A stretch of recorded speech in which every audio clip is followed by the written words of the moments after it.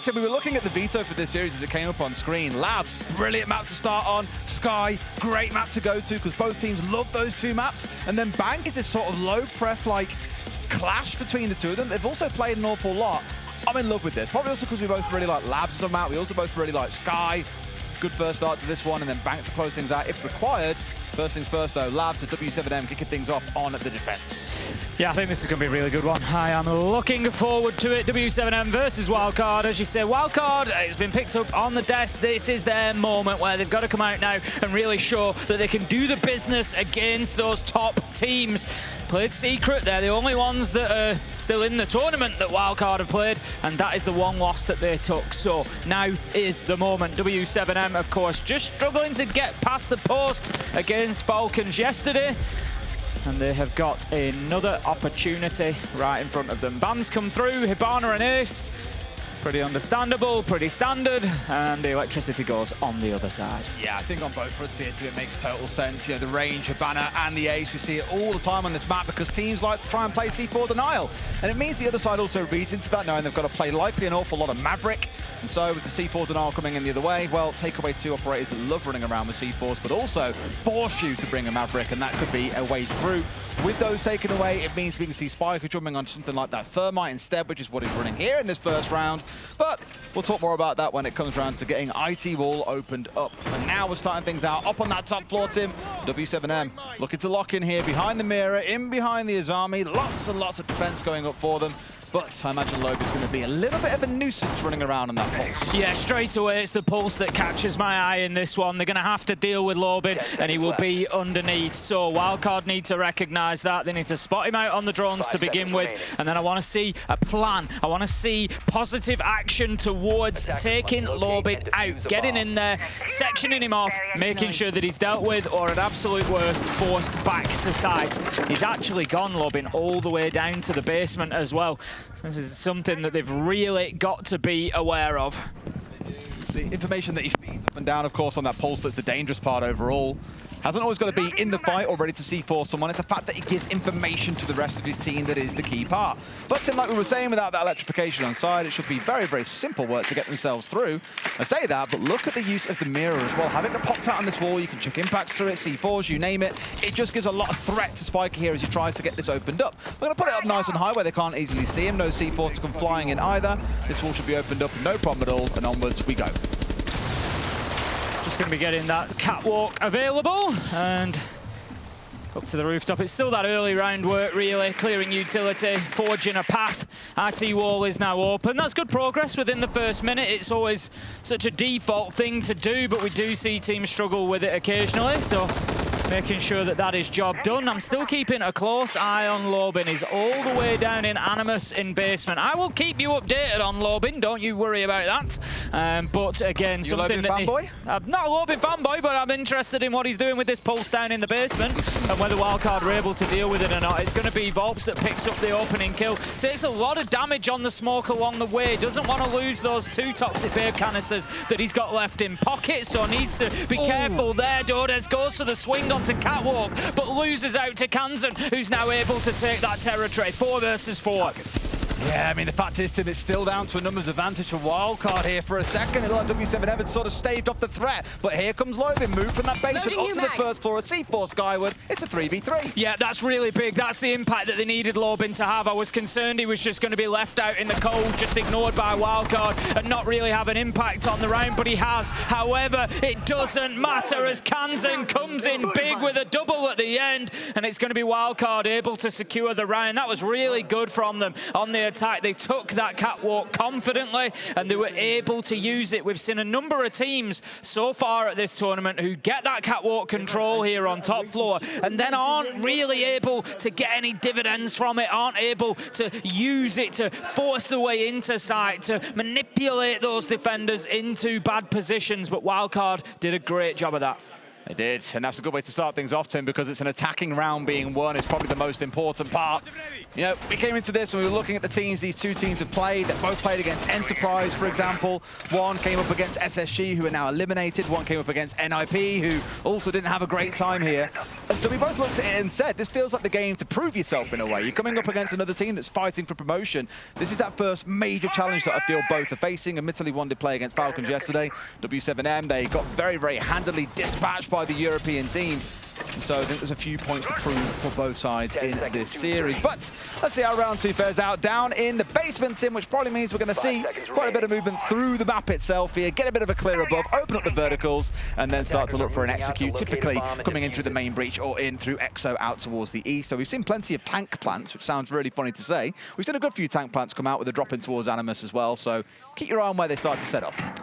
Just keeping an eye on the positioning of w7m. Nobody up on the top floor. If Wildcard recognise that quickly, then it means they can ignore a third of the map, essentially. They don't need to worry too much about going up there because they don't have any battles to have. They can start up there, get themselves inside the building safely and work their way down to deal with these mid-floor players. We've got Dordes, we've got Lobin, we've got Volps and Parlu all around that mid-floor. Parlu on the smoke will just be on the vending stairs, cargo stairs, so he's not too aggressively on mid-floor, but everybody else is.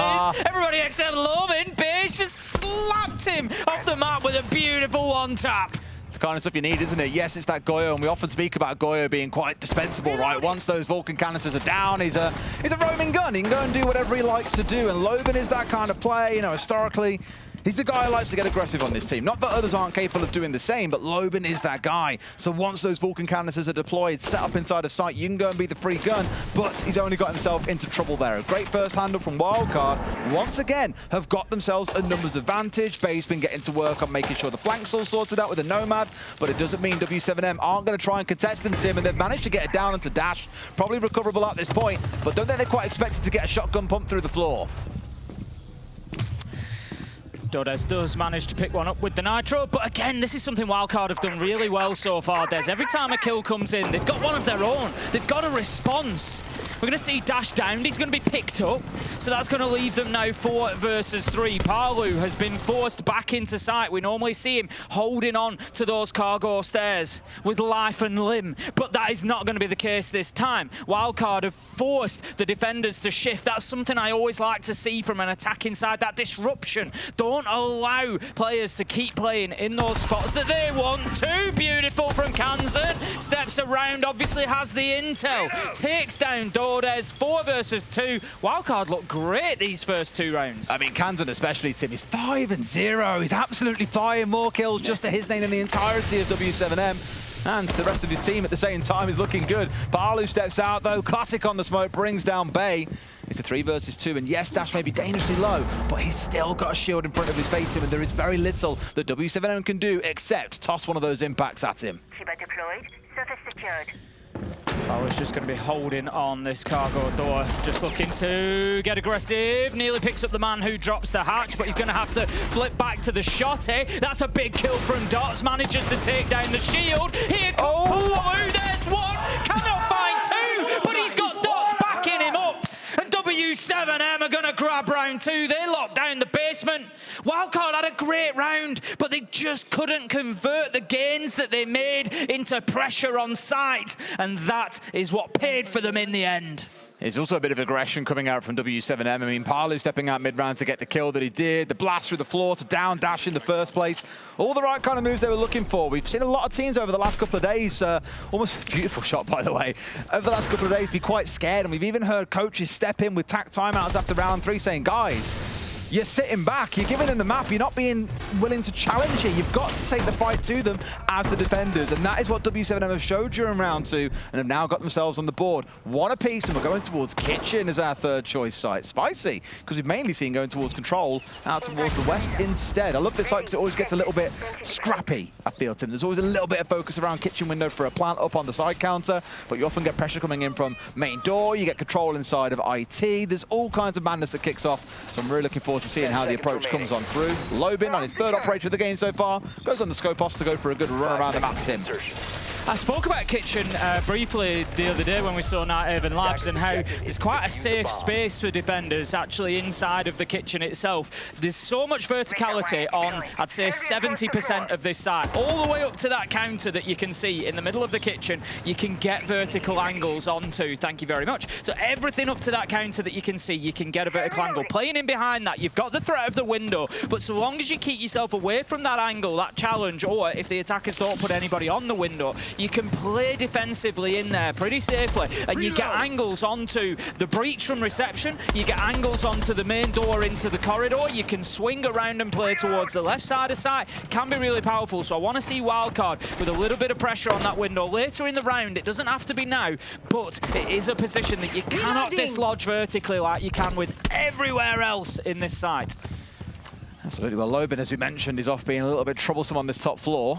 Probably anticipating, and Wildcard probably going to offer it a full map clear on this top floor.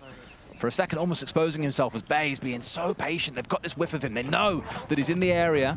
Starting to put a squeeze on him as well. Bay might get his freebie here, but no! Can't quite react in time. Lobin slips through the net, being set up by him and Dash, and is able to rejoin his team, at least for now. We've got a little shield off here. Clash versus Monty used to be an easy win for the Clash when the electricity did damage, but not anymore. All they can do is try to slow down the slow, patient push of that Montagna. I think just wanting to keep an eye at the minute, really. Dash, rather than get aggressive towards this Clash, just wants to keep them at bay. There's going to be a lot of damage actually done to Dash. I'm not sure where that came in from, but it's something that Wildcard need to be careful of. They don't want to be losing that shield. That's going to be one of the methods via which they can get into sight and create a little bit of space. We see a little bit of a challenge from both. These are the vertical angles I was talking about. They're going to use this to dislodge almost every single defender inside a site, but it's Parlu who is playing in that spot that I talked about, safe from those verticals. And it's still the Clash being an absolute headache to him, but look at that, they explode. 4-3 are gone. They've just completely cracked this egg wide open. Only two now left alive in Volps and Parlu. Both are inside of site itself, or at least around it. Wildcard with about 40 seconds to work with. This is tons of time when you've got a Monty on side and tons of utility in the back pocket of Spiker to make this work. No excuse they should be losing this one from here. You see what I mean about that defensive position there. Parlu's just given us a great little tour of it. Very good of him in the middle of the round, where we see all the angles that he can challenge. Look at this. Manages to get a kill. He can help his teammate Volps on the left side door if he needs to. He can keep spraying the single door. It's great position, and Wildcard have not put anybody on the window, Des, so Parlu can play here with freedom. This is really worrying, Tim. They've gone through the fire, they've gone through the shield. I said they have no excuse to be losing it, but look at what they're doing. It's down to a 1v1. Spiker going in for a plant here. Volts knows that it's going down as well, but we're going to hit zero. Will he be able to get off in time? No, he will not. A 2 versus 4 being won by w7m. And Wildcard are going to be kicking themselves. That should have been an easy close. Put somebody on the window, Des. You got to put somebody on the window. Parlu got such an important... It was 2v4, and then Parlu pulls out a double kill. It's 2v2, and all of a sudden it's winnable. You've lost your momentum. You're having to push in through single doors, and it could have been avoided by pressure in that Kitchen position. Opening up your angles above will not do that. Parlu's fully aware. That's why he's got the Azami there as well, so he can provide those extra little bits of cover that he needs. And, you know, maybe you don't get the kill from the window, but you at least dislodge him. Let's see what this time out then from Wildcard. Position the bomb site and just push, guys. Like we don't like, you can play more for kills maybe when we get in these positions. Don't take too much. Like the same way on Cafe yesterday, right? In this position, guys, I'm ready. Let's go get in the closest position to the bomb site to push in a place that you guys can do that, and just push, guys. Don't take too long or play outside the puzzle. Like if you don't need to wait, only the 3-1, you guys can keep pushing. It was already 2 times in a row, right? Let's stop losing by this reason, so we can keep pushing. Like don't stop the momentum of the round. Okay, you got the kills. I'm gonna keep pushing the hallway. Like several bomb sites right now. It's like, okay, gotta kill an IT, I gotta keep pushing IT, like be in the same pace, but don't stop pushing and play for kills in the late round. If it's necessary, play for kills. We're playing amazing. Okay, guys, just go this, just correct this, and we're good. Let's go, guys. Yeah, let's not just... What I love about that is like, that is like the most Brazilian advice I think I've ever heard. Guys, just play for kills. Just kill. Because back in the old days, that was often how the region was, assessed, was like, it's all about the kills. It's all about being aggressive. But a very fair point. Don't slow it down. Don't give w7m time to recover and get into good positions. Be willing to fight and fight and fight when you've got this number of advantage. Because, as we saw, Parlu and Volts both getting into a wonderful crossfire. No one on the windows, you say, to put any kind of back pressure on them, made it far too easy for w7m. We've just watched it there. There was 3 of them on the single door. And, you know, I think in late rounds, for attacking teams, it is very easy to find yourself in those positions. They've had a good clearance on the top floor, got a whole bunch of kills, and you kind of have that rush of blood. There's that rush of blood with 4v2. Get into sight, get into... And everybody's kind of, you know, losing the focus on the bigger picture. And sometimes it just needs that call to say, right, we've got numbers here. They could have had 2 on that door quite easily. Had 2 on the door. Right, somebody, and it's not a million miles, just go out a meeting window, jump down, get on the kitchen window, let's fight with Palu. We can then push him from both sides. It was just too one-dimensional from Wildcard. We'll see whether they can switch that up. They're back to the top floor. This is a site that they actually attacked really well. I thought in round 1. By contrast to round 3, they were multi-dimensional in their attack. They pushed from several angles and they made it life difficult for w7m. They didn't allow them to stay in those positions and they dislodged them well. Let's see if they can continue to do that. We've had the Monty banned away as the additional attacker ban from w7m. Doesn't surprise me. We've seen Dash having reasonable success with that Monty. With a couple of small tweaks here, like the ones that we've just heard Lagonis propose to the team, this could easily be a 3-0 to Wildcard. Yeah, they have had, they've lost 2 4 versus 2s. That's the thing. That rounds 2 and 3 were both 4v2s, and they lost both situations through being a little bit slow, a bit one-dimensional in the execute itself. And I was looking over the stats actually prior to coming into this game for Wildcard. They're one of our best defensive teams at the tournament right now. I believe ranked number 2. They're also absolutely excellent at getting the diffuser down. 3rd highest rated overall. Not yet, of course, on the attacking side, but where they may find themselves with an opportunity to come out on top is that their attacks are pretty good.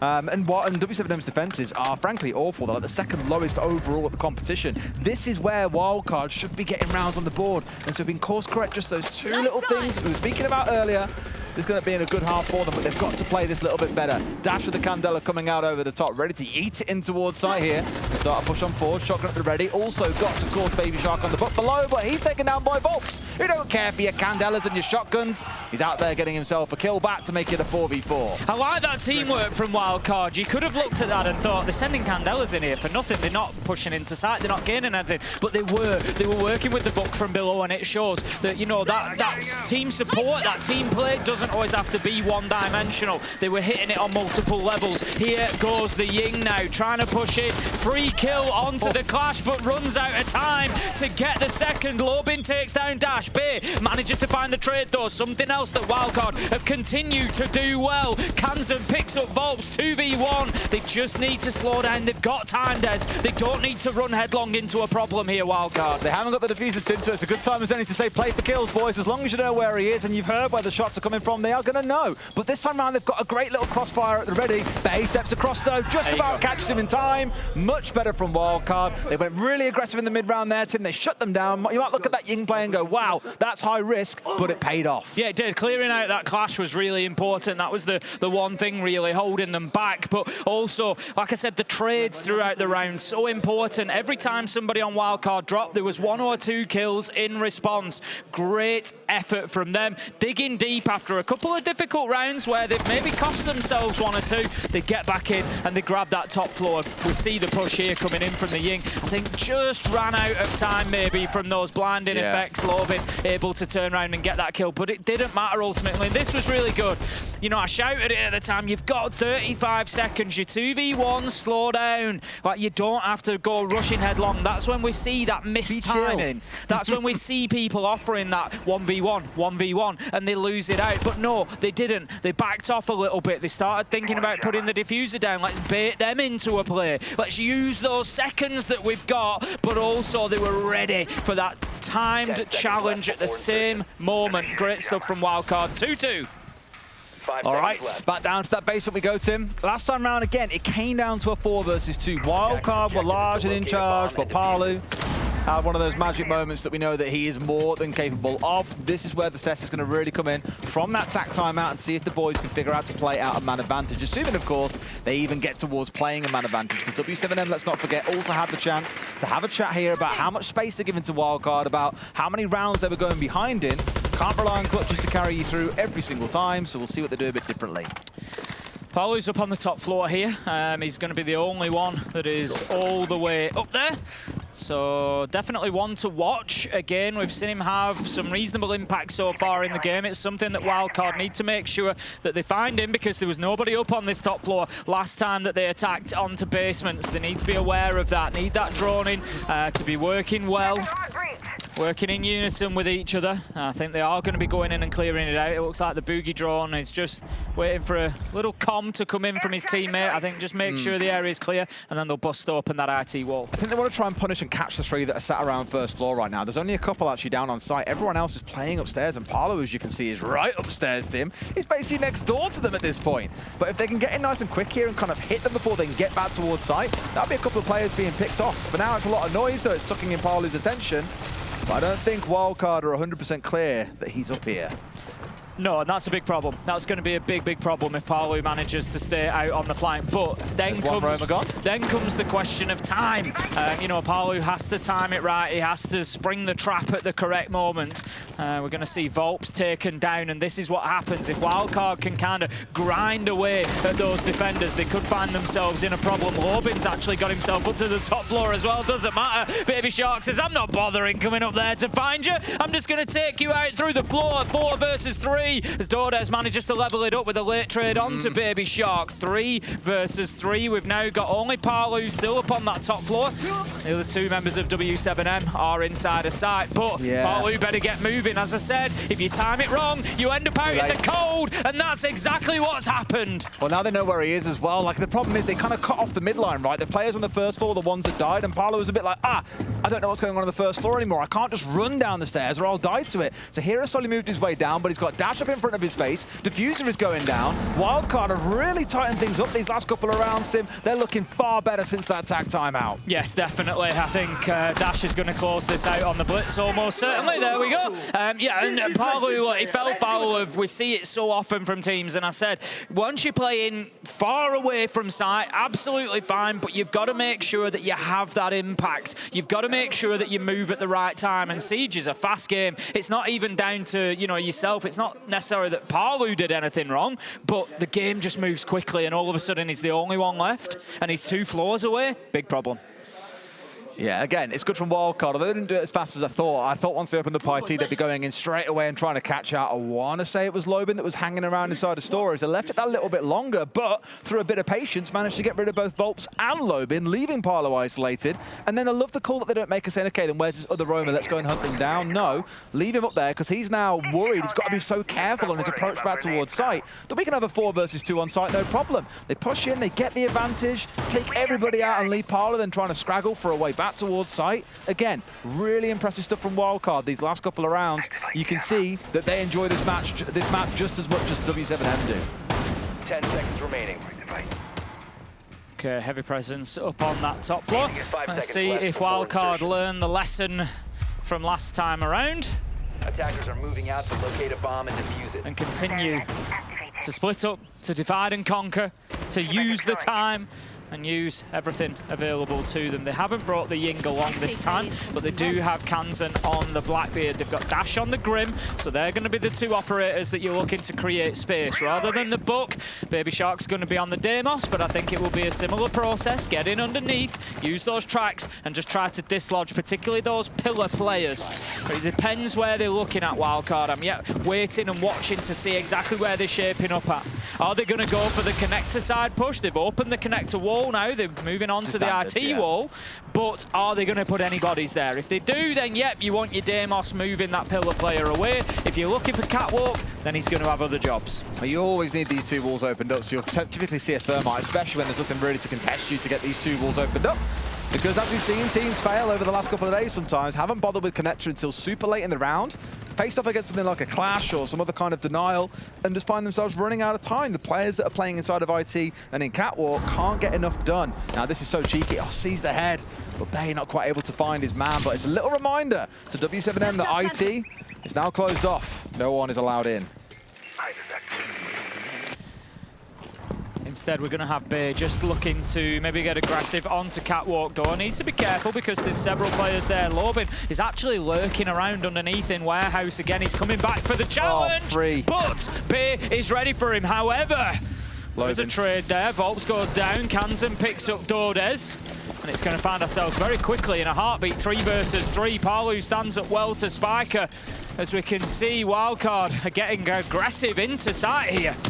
They really are, like 2 swings really coming out from both Spiker and from Bay earlier. Like they're high risk, but high reward. Kansan's getting rid of Lobin too. Missed his shot. Now it's down to a 1 versus 2 though. It's Kansan on the Blackbeard to do it all here. They know exactly where he is. This is never going to end pretty for them. It's going to end a 3-3 half overall, and I think w7m might feel they've walked away there. Quite fortunate to have the scoreline they do, given how round 2 and 3 went. Yeah, it was an interesting round from Wildcard there, just getting those 2 players on that backside push into sight, but they were kind of boxed in. They got themselves into a position where they didn't really have a lot of room to operate. And then, as we saw, w7m, it was just a matter of time for them to close them down. So we reached the half with absolutely nothing to separate these 2 teams. It is turning in to a little bit of a classic for the day, I think, already. We've had some great siege on both sides. This has been a phenomenal watch. We're going to have our bands coming through. I think they're going to be exactly the same as they were last time, but in reverse. Absolutely. And I'm looking at, again, the stats for how things have gone for Wildcard. 65% defensive win rate. On the attacking side for w7m, not quite so hot, below 50%, and in the bottom half of our teams here. So I was a little bit nervous, thinking, really, we've got to see w7m build up a bit of a war chest in that first half, because unless they're really on it today, Tim, I think they might struggle here on this second half of Night Haven Labs. We're starting things off down in the basement, interestingly, Tim. Normally we kick things up on the top floor, but nope. We're going to go downstairs and see how things fare down there. We've got the Valkyrie on side, we've got the Pulse, so a lot of information. Would expect to see an IQ brought along in that case, because there are a couple of things to hunt down, such as the FNATs as well. But at least for now, that's not being swapped in by anyone on w7m.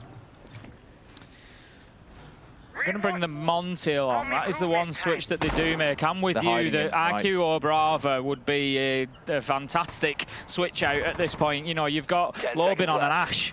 Nothing wrong with that, but you know, I think at this point they've hit Baby Shark as well. All 3 cameras in back pocket. We saw Kansan tucking himself in, so now they'll disappear, and you'll see all 3 of those Valkyrie cameras start getting scattered around in a sec. But really good stuff, and we saw teams doing this yesterday on Cafe with the Maestro on a couple of different sites. They were hiding away the Maestro, so we know Brava brought it. You know, it's become either it's a very, very like pure coincidence, we see it an awful lot, or teams are quite enjoying hiding things away more often.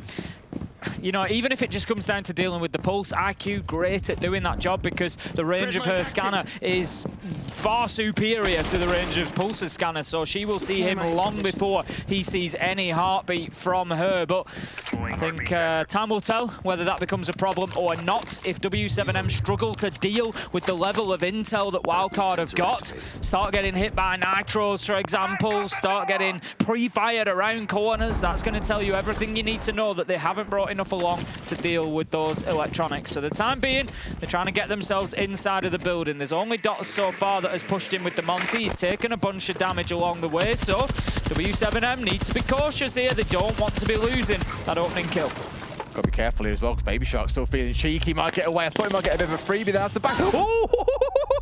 Runs into the shelf, and I bet he bricked himself for a second there, Tim. Gets away at about 15 HP, so he is dangerously low. But it looks like they don't really want to fight him, to be honest with you. More just cover things out. Kansan gets rid of Dodez. The Pulse coming into its own and taking at least the striker offline. Still 4 more to go, and you'd love to have found Dots. That shield, the main threat. But look, both Bay and Baby Shark doubling up in kitchen, supported by the intel from Kansan. It's absolutely horrific for w7m. It must feel like they're fighting ghosts, Tim. Yep, no IQ, by the way.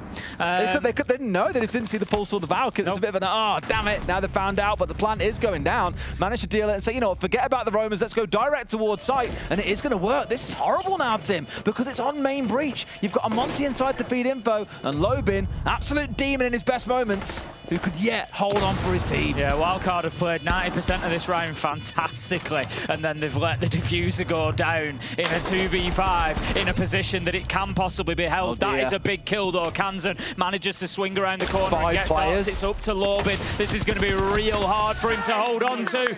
The Toxic Babe canister there is genius. Get it out there and just obscure his vision, prevent him pushing forward. It does so much for them to allow them to get straight away onto that diffuser. Wildcard, I honestly thought there was a world there where they might have let that one slip through their fingers, but no, they had enough weight of numbers that it didn't matter, and the gambit around Pulse and Valkyrie and keeping them off those intel responses coming in from w7m w7m, not allowing them to switch into the IQ, not allowing them to know what was coming, worked beautifully. Kansan using that intel, got the nitro kill, that was the entry. The information from the black eye cameras just allowed Wildcard to be running around so freely. Great stuff from them.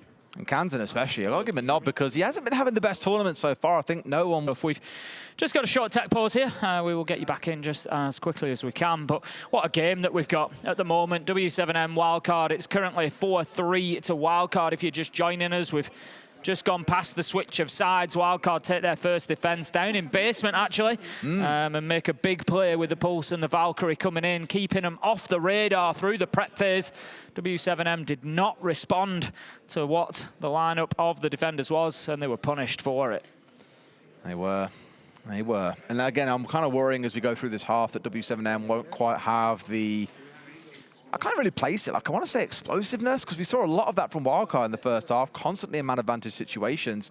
I don't think w7m will quite find themselves there in the same way. Because although we've spoken a lot about the performance of Dodez, you know, for me at least, one of the best players over the last few years. He's been very quietly going about his business, but we always see him right near the top of overall EPS, of kill rankings, you name it. He's always up there. You look and you see Dodez, you see Volp, you see Loeb, and you think, wow, these are three real great entry players here that can do a lot of damage in the right position, but they never quite seem to always get it clicking the way that they need to.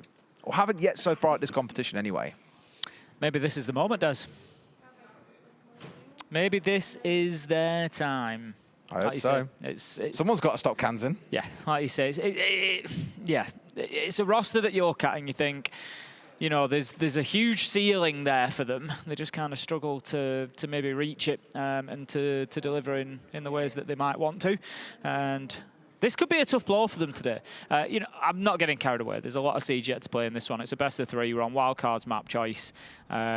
We've got some very kind of micro adjustments going on there. You'll love to see it. That's the level of detail that we're talking about. Turns out Spiker can be called Sparky from now on.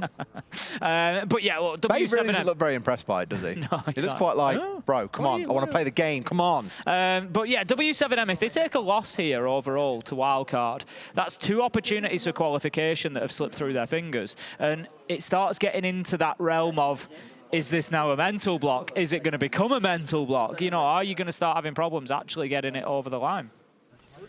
Very possibly. We'll find out as things continue.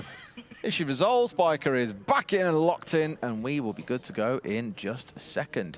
Shock horror, Tim. We are going to go to the second floor, it looks like, here in round 8, where I thought we'd start in round 7, but no, started things out down in the basement instead.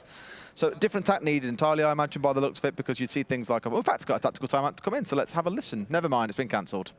And production being like, timeout, timeout. I was like, okay, let's go to timeout. Oh, it's been cancelled. Okay, never mind, it's all good. We're okay, we can crack on. They just like to keep us on our toes. Absolutely. It'd be very, very strange to call an attack timeout now, I was going to say, after just 1 round of the half has been played. It would feel very strange, because we knew the key mistake, as we spoke about, was they didn't manage to find the Pulse or the Valkyrie during the drone phase, didn't then think to bring along the IQ, and got punished by the information. Okay, now we've got attack timeout, Tim. Now let's have a listen. Primeiro vocês escolhem uma play que é pra bater na massa, sabendo que a gente ia ter que lidar com um monte de coisa. A gente não comunica recurso no mid-round, não comunica como a gente vai punir, a gente tem todas as posições do cara e não escolhe como a gente vai jogar. Beleza, já tá um primeiro erro aí. Segundo, a gente consegue a brecha, porque a gente pegou uma boa intel do smoke rotacionando. Entramos na brecha, não toma decisão com a brecha. Ah, quando vocês quiserem ir aqui, pô, posso descer pro bombe. É muito diferente de como a gente age, ó, vou descer pro bombe, prepara, já, mano, gira, careca, mira bombe, não sei o que, a comunicação tá porca. Pra ser bem sincero, se vocês deixarem baixar o clima, vai dar merda. Exato. Então vocês já sabem disso, guys. Bora resetar essa porra. Bora fazer com capricho, que vocês estão muito melhor que essa porra. Bora querer. Bora, cara. I love Norris so much. He's so passionate. He's a real character. What I love is even like timeouts where I've seen him at events before, where he's been really chill. He's been kind of crouched down at the back, sat on like whatever's at the back. He kind of addresses the guys like, guys, come on now. Come on. We know we can do this. You know we can. Like, we're this good. That one seemed a bit more intense. And that was again, more like, come on. I don't speak Portuguese, but I know at least the word for communication. That was said probably half a dozen times during that. which comes back to the classic issue that we've heard so many coaches speaking about during these timeouts over the last few days, is people just aren't talking. Have the conversation, guys. Get the energy up. They look full of beans and they were gesturing to the camera while Anne and the gang were on the desk. So let's see if they can step things up a little bit here. Wildcard have now stepped slightly further ahead. Again, it's always a concern for me when you've got attack timeout coming in after just a single round of the half. But clearly Norris felt that those issues were big enough to try and get them corrected. Now, let's see how things go up on this top floor.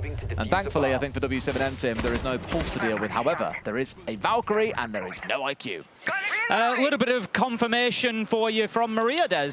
She was obviously listening in there. And I love how simple she's made it for us. So, Norris said that, guys, the communication is shit. You are not deciding anything. I'm quoting Maria word for word. Therefore, Ubisoft, you can't tell me off. Maria said it, not me. Don't get other ones in trouble, please. But it's exactly that. Like, it looks passion. They're going to heard the word communication a hell of a lot, so it makes tons of sense. They've got to sort it out. Yeah, they do. Wildcard, I really like what they've done with the site rotation. It's something that I mention occasionally. I don't have any problem with top floor. I think it's very good site. It's got a good defensive win rate for a reason. But the reason that I actually prefer basement is I think there's more options on basement.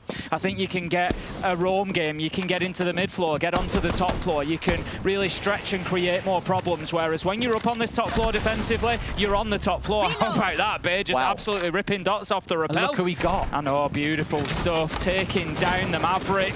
That's going to make that hard breaching, well, impossible, because they've got no secondary gadgets, so they are stuck with what they've got. It's what I do absolutely like, brilliant. Bolts has charged here straight on towards balcony, and now they won't be able to reinforce off this wall and towards site. That is a little bit of a blessing in itself, because if they didn't have any kind of pressure there, reinforce that off, there is nothing the attackers can do to get into site itself. So I actually like they had the presence of mind to go, okay, hard breacher is gone. We know that that wall tends to get left opened up. We need to be in there now, unless they've gone for it behind this. No, they haven't. They've left it for now. The problem here is that it's taking Volps out of the round. His job now is standing there, preventing them reinforcing warehouse corner, and he's not pushing and creating space with others. As it is, Dodes is going to come and join him on the Nomad, but the damage is done. Both of them are gone. Oh, this come on. is brilliant from Bay. Dash decides that, you know what? Secret agent Dash is still on the team, Tim. Enough's enough. Leave some for the rest of us, he says. Oh, Dash has received $20 in his PayPal from Dots, I think. The old duo coming back together. But I don't think even that is going to help them out here, I'm afraid, Tim. It looks like it's a little bit too easy. Makes amends there and bringing down Palu. A very comfortable round. And a lot of aggression coming out of the boys. Just completely shuts that round down for w7m. And they are struggling now, Tim. I wouldn't be surprised if they don't get another round on this map. I would agree. You know, obviously we've got to remember this is Wildcard's map choice, and like I said, just little things there, like that site rotation choice. I think brilliant stuff.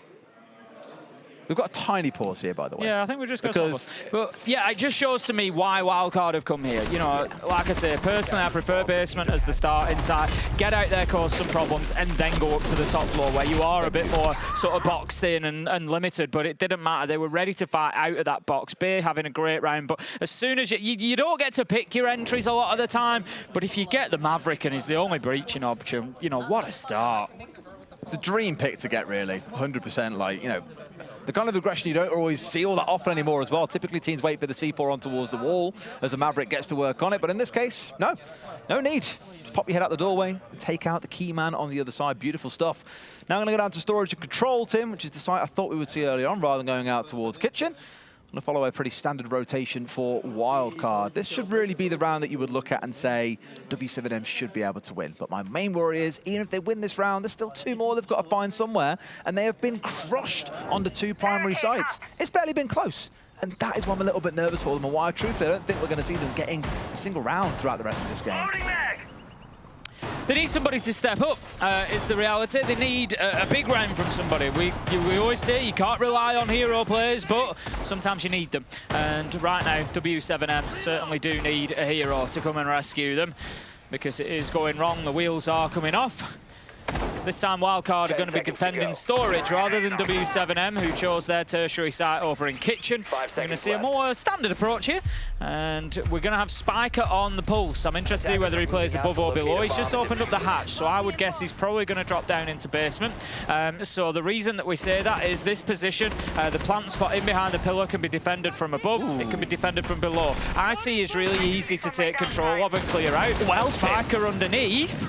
It's not that concerns me, it's the mirror window that's been put on IT, because that is really weird for this site. It's not often you see this going on, but of course it gives you the ability to stop it being opened up. But looking at the other side, it's just a Maverick. There's no thermite, for example, they want to get onto this wall, which means a C4 is absolutely perfect, because the Maverick has got to get right up against the wall. He's got to stay there to ensure it's being moved on. That C4 a little bit preemptive, but all it's going to do is waste time and frustrate w7m here. This is, I don't want to say a basic problem to get through, but it should be the kind of problem they can get through in pretty good time. This is a real good test for them and whether or not they've managed to get their heads back in the game. Yeah, Dots is having to think outside of the box here, not using standard Maverick techniques. He's having to think about, you know, what can work for what they need, and instead we're just going to have a little bit of an alternative. He's going to go for the full circle and still achieve the same. I like this. Great Maverick player there. What it does, they don't really need to go into IT. That's the point here. They don't need to go into IT. What they need to do is stop anybody playing in there. And by having such a big hole, the defenders don't want to step foot in there. But the thing is, I think they do need it to be able to get a plant down and cover it from above. They need someone over it realistically, and I don't think you get the perfect angle if you're not then inside. And look at it, Bay's still here, being a massive headache, and they haven't fully cleared IT out. We're over halfway through the round, Tim. This is not looking good. Only in the post plant will they be desperate to put somebody in there. As long as they know there's no defenders, they'll be happy to put the diffuser down. But they've got to deal with Spiker, and Lobin manages to take down the pulse. That is a big one. That now opens up the plant possibility for them. Dots is going to get himself inside of the map, but it looks like the rotation has come along, and they're going to start working on the rear side of site. Managed to do some good damage, but Wildcard hit the deck and keep themselves alive for the time being. Oh, this is crazy. This top floor clearance. What's Palu doing? What is he doing, Tim? He's basically just gone in for a 1 versus 3, swung wide and been domed for it. I get the confidence and I admire it, but the game's come on a bit since then, Palu. Everyone else is a lot better now as well. They can deal with you quite handedly. Really weird engagement from him, and it just shows again w7m aren't quite fully there mentally. They're letting these rounds go away, and it's really from their own creation. We're 2 minutes 30 in, and they've only just about managed to get top floor control, because Wildcard have said, well, they've only got 3 players left. We're 4 versus 3. Let's just step back and watch site, guys. Yeah, they haven't got enough time left. They're just a bit too worried about that top floor. They're just a bit too worried about that top floor. Like I said, if you can get IT open and stop anybody playing inside of there, it means you can get a plant down, so long as you go and deal with basement wall. They had the Maverick at the time. They could have gone down. They still have the Maverick. You're not going to get this. Shotgun comes around. 2 kills, 2 pumps. Nice and easy for Dash. It's going to be the final consolation coming in for Lobin, but no more than that. Baby Shark closes him down. And yeah, big mistakes from w7m there. Like I said, the open IT wall, nobody been playing there as a defender. That's your above, sorted out for the time being for the plant spot. Go and open, you've got your Maverick still. Go and open basement wall. Prevent the smoke or the pulse. There was both of them down there at different points. Prevent them from playing underneath. You've then got an opportunity to brute force a plant. It's not ideal. Yes, it's better if you can hold a little bit more vertical control, but it is not it's not impossible at that point, especially when you're losing bodies, and sometimes you've just got to make sacrifices with the strategy along the way, but still trying to clear out top floor when there was only 3 of them like that. It was a big commitment to make, and w7m, no surprise they don't come away with the round. It looks pedestrian for Wildcard, Tim, because I feel that's what w7m are giving to them. You know, I said earlier in the round, like, yeah, this should be a basic thing. I know there's a mirror window on it, but there's no electrification to stop here. There's only the 1 C4 attempt that came out. Getting control of IT should be a very nice, simple, straightforward affair. But halfway through the round, they still hadn't done it. It took 2 minutes 30 to get control of top floor after Palu entered his balls off charging in. No idea what he was doing. It just looks really, really messy. And you can see why w7m's attacking win rate is second from bottom overall in the competition. Even amongst teams that have already been eliminated, that is how things currently stand. It does not look pretty. And I'm very nervous here. They won't be able to get anything else out of this map. I really fear for them going into Skyscraper, one of our most defender-sided maps. I just think this could easily be a 2-0, honestly, Tim, towards Wildcard. 5 seconds. And I came into this thinking, you know, Wildcard, that plucky young underdog, you know, displaced teams like DZ who would normally be here, or OXG. Yeah, are they really going to make it that deep? so far, yeah, they're being the upset to a number of teams, and I think w7m are about to be the first, air quotes, major challenger. They're about to do that too. Again, Bolt's being caught out. Your Raura is now offline. One of your main operators to make this execute work has been chewed up and spat out. I don't know what's going on in w7m land right now, Tim, but it is not good. Norris is going to be fuming between maps. It also creates some serious freedom for Wildcard here now. They've got man advantage. They can push themselves out into the map. They can hold those positions a little longer than they might have done otherwise. They can really start kind of playing with that freedom that they might have like this. You can go and have a look at the window. Kansan takes down Palu.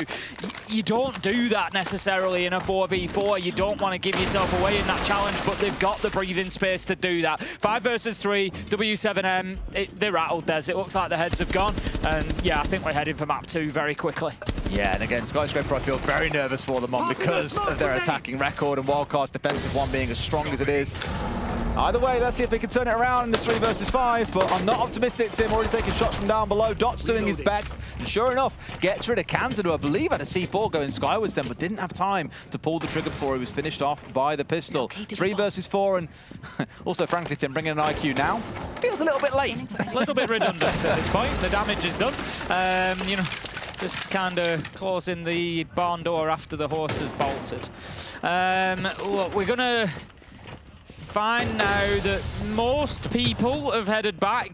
There's only Bay really that's committing to this roam still, so there's 3 of Wildcard that have got themselves back. Lobin is going to take down Baby Shark, though. That's a problem because Bay is out, and so it leaves Spiker and Dash on their own inside a side. So w7m continue to at least keep themselves active here. Bay manages to get Dordes 2 versus 3, and unfortunately timed reload, but it's not going to be a problem for Dots, who manages to find 2. Dash tried to back Bay up whilst he was blinded, but couldn't find the kill onto the blitz, and all of a sudden, this is a 2v1, and it's winnable for w7m. It is, Tim. The first time ever we're seeing them turn around. It's looking like it could be theirs to go. There's a shield bearing down on him, and finally, we see w7m piece around together.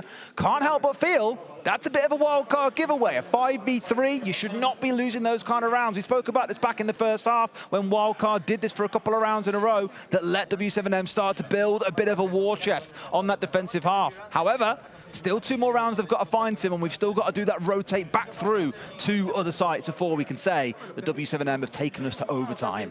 Yeah, Wildcard have just got to shake that off.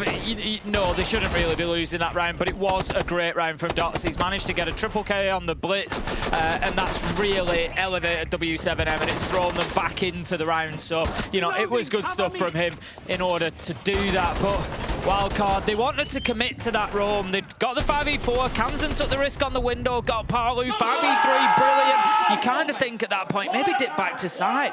Maybe all get yourselves back, go for that turtle for the remainder of the round, and just force them to push into you in the 3v5. They're going to really struggle in that scenario to do much at all about it. But ultimately, hindsight is a wonderful thing. Wildcard went for it, continued to play in the mid floor. It didn't pan out, but look, they've got 3 rounds to get this done. They've got 2 more left, and they're going to give it a go up on the top floor.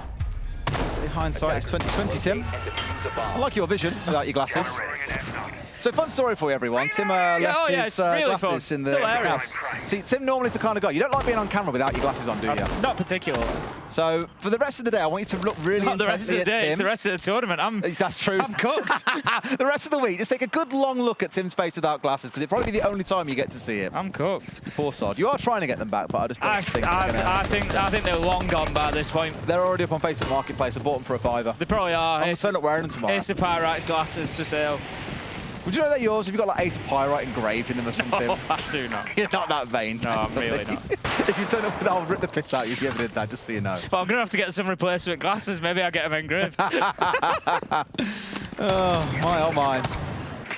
Well, speaking about engraving, what about graves, Tim?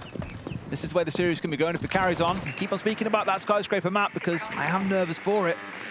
Of course, we'll see what happens when we get there. For now, we've got to see if w7m can keep this fight back going on. It was definitely a, I won't quite call it a gift, but it was a helping hand given to them by Wildcard losing that 5 versus 3. In this round, again, still showing the respect to the IQ to deal with the Valkyrie or a Pulse or whatever else gets brought along. I'm glad they've learned a lesson, albeit a few rounds too late, but also looking in towards the Inga Bolts here to try and help them brute force their way through into IT because, as we've all seen throughout this half, this has been a real struggle point for them. Yeah, the Candela goes in, but there's a mute jammer there. It's just on the other side. Boys, come on. Come on, this is not hard. You're like a major winning roster, boys. Come on, man! Get the jammer! It's not even in the corner, man! Oh my god! Tim, we're a minute and 45 in the round. What is going on? Well, they've got RT open. God's sake, man! Good heavens, w7m. You really do not help yourself. Sometimes that was, yeah, that really wasn't good enough. They could have seen that mute jammer all along through the mirror window that had been opened up. Double nitro comes in from Baby Shot. Honestly, call this one done. Just wrap it up. Wrap it up. Oh man, it is calamity. Wrap it up. No, it's okay, it's okay. They won a 3 versus 5 last time, and see, they've been gifted a kill. It's fine, Baby Shark's dead. Yeah, he didn't really do much, did he? Just a double nitro kill before he went. All 3 of w7m are currently stacked up inside of Connector. So Wildcard are able to just sit back and watch now, because they're going to have to come through electrical door or rotate away. 20 seconds left to go. Paul tries to do so, but Dash is sat inside of RT. That's one. Pick it two. This is just it's a calamity, Des. For God's sake, man. I'm losing my mind over here. What is going on? They're finally in IT, Tim. They've done it. It's okay. We're in IT. There's 5 seconds to go. Yeah, never mind. It's all over. I mean, okay, fair play. There was attempts made, but Wildcard very handily dispatched w7m on labs. Skyscraper awaits, Tim. Again, I'm sniffing a 2-0, but I do really hope we can see w7m battle it back in that next map. Wildcard played it well. You can only play what's in front of you, but I will say w7m made it a little bit easy for them in that last round.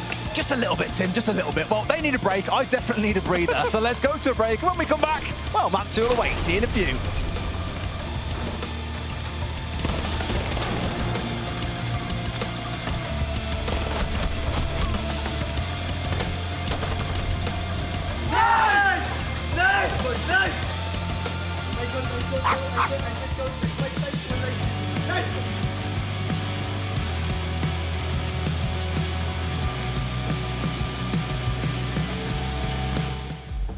Mirror, mirror on the wall.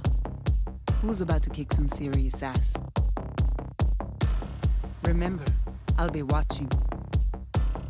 Now you see me, now you don't. Get ready! I'm taking them out! Changing mags. I got these. Got my eyes on you. Located enemy.